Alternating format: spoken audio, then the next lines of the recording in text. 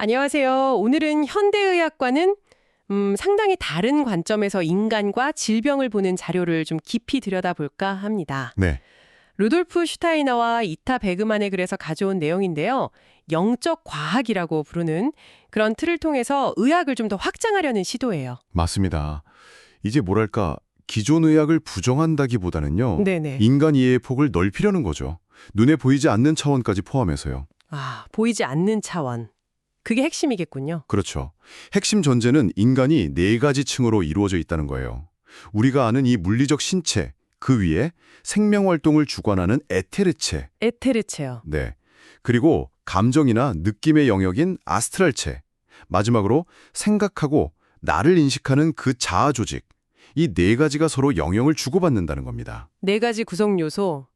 사실 좀 생소하게 들릴 수도 있겠어요. 네, 그럴 수 있죠. 그럼 이 관점에서는 질병이라는 게 구체적으로 어떻게 생기는 건가요? 예를 들어 우리가 흔히 느끼는 통증 같은 건 어떻게 설명하나요?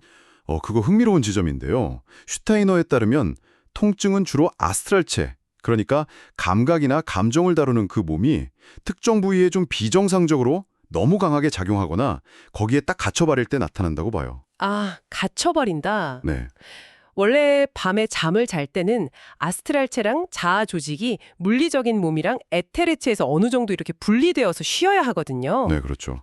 근데 깨어있을 때조차 얘네들이 특정 기관에 너무 깊숙이 파고들면 오히려 정상적인 생명 활동을 방해하고 문제를 일으킨다는 거죠. 그러니까 단순히 뭐 신경이 눌렸다 이런 문제가 아니라 보이지 않는 그 감각체의 과도한 개입, 이게 통증의 본질이라는 거군요. 네, 그런 해석이죠.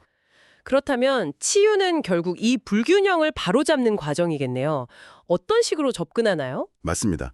치유는 이 네 가지의 구성 요소 간의 조화를 되찾는 과정이에요.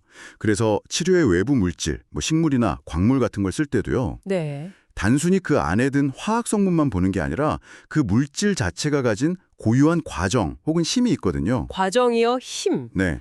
그게 인간의 어떤 구성체, 예를 들어 에테르체나 아스트랄체, 자아 조직의 활동을 도와주는지 아니면 좀 억제하는지 이런 상호작용을 중요하게 생각합니다.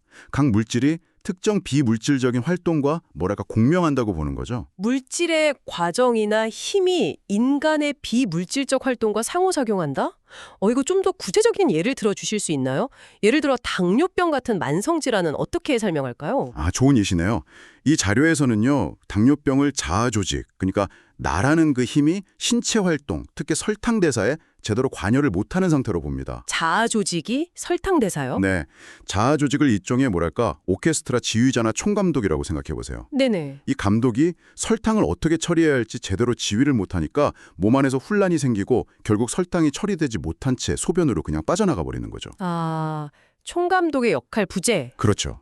그래서 왜 극심한 흥분 상태나 정신적으로 너무 과로하면 나를 소진시키잖아요. 네, 그렇죠. 그런 상태가 당뇨를 악화시킬 수 있다고 연결해서 설명하기도 합니다. 와, 상당히 독특한 해석이네요.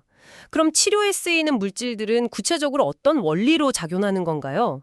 자료에 나온 예시가 또 있을까요? 예를 들어 규소, 즉 실리카, 치서열해를 한번 보죠. 규소요, 실리카. 네, 규소는 자연에서 보면 굉장히 단단하고 명확한 형태를 만들잖아요. 경계를 딱 형성하는 특성이 있죠. 네, 그렇죠. 수정 같은 거 생각하면. 맞아요. 인지학적 의학에서는 이 규소의 특성이 인간 안에서는 자아 조직이 신체 내부와 외부 환경 사이에 건강한 경계를 설정하고 또 감각 과정을 조절하는 활동과 관련이 깊다고 봅니다.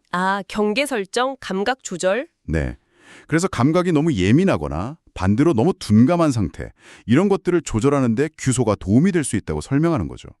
물질의 물리적 특성이나 그게 상징하는 과정이 인간의 보이지 않는 기능과 연결된다고 보는 시각이에요. 단단함과 경계라는 규소의 특성이 자아의 경계 설정 기능과 연결된다. 정말 흥미롭습니다. 네, 그렇죠. 안티몬이나 개미산 같은 다른 물질들도 비슷한 방식으로 설명되고요.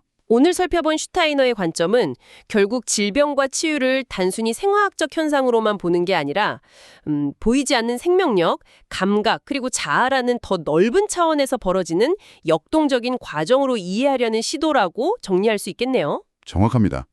핵심은 질병을 그 네 가지 구성체의 상호작용, 그 불균형으로 보고 자연 물질이 가진 고유한 힘, 그 과정을 이용해서 균형을 회복시키려 한다는 점이죠. 네. 우리가 건강과 질병을 이해하는 방식에 새로운 질문을 던져주는 접근법이라고 할 수 있습니다.